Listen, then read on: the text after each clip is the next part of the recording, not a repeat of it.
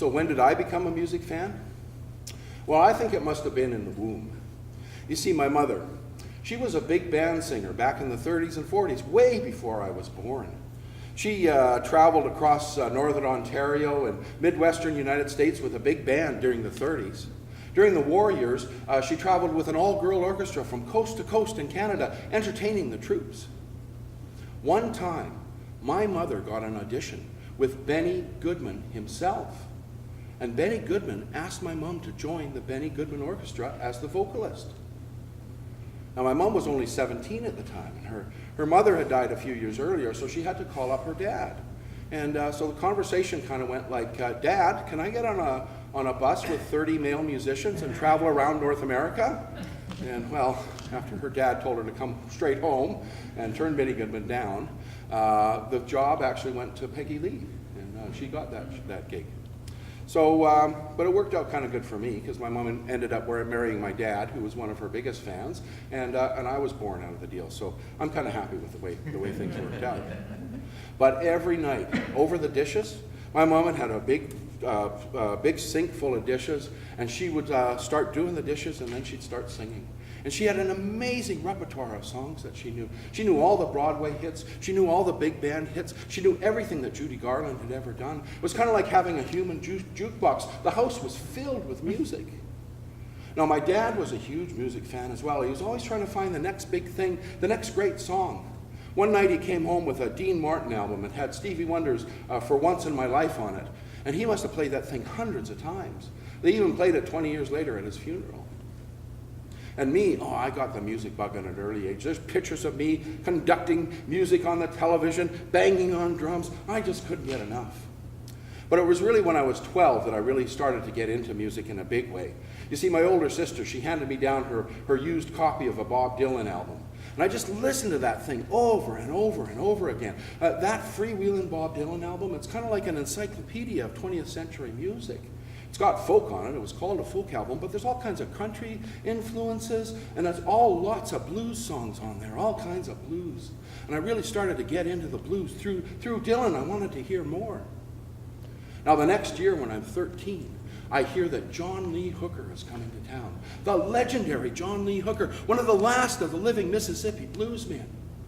Now, Bob Dylan had actually opened for John Lee Hooker, one of his first concerts in New York City. I was really excited. And I'll never forget the poster. There's a line drawing of John Lee Hooker. He's scowling away, this grimace on his face, deep in the blues.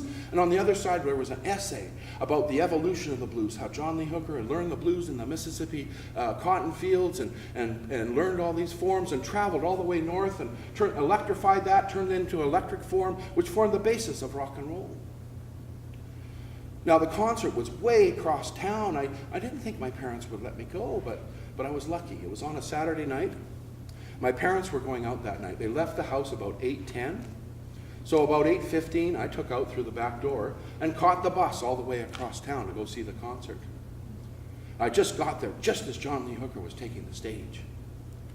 Now, there's two things about John Lee Hooker that distinguished him from other artists. One was the deep, deep growl in his voice. He'd go, well, well, well, well. Here, you want to help me out with that? Well, well, well, well. And he'd go, all night long, all night long. That's right. You didn't know you were going to find your inner John Lee Hooker here today, did you? No. So that's the first thing that distinguished John Lee Hooker. The second thing was this little blues riff that he used to do. 3 chords over and over again. Maybe you recognize it.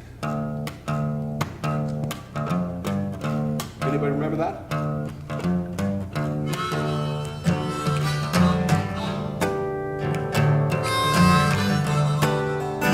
Yeah, so ZZ Top, they turned that into a million-selling record. Canned Heat was a band that used that in almost all their songs. They made their whole career off of those 3 chords. It's even part of the Mission Impossible theme. You see that? So there's John Lee Hooker himself, the legendary John Lee Hooker, one of the last of the living Mississippi bluesmen. He's up on the stage. Well, well, well, well. Well, well, well, well. All night long. All night long. Well, well, well, well. Well, well, well.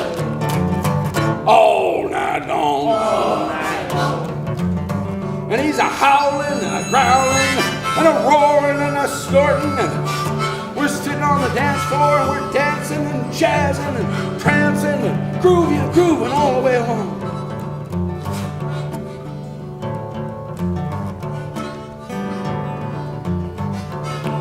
And just when I was starting to think, hey, this could really go on all night long,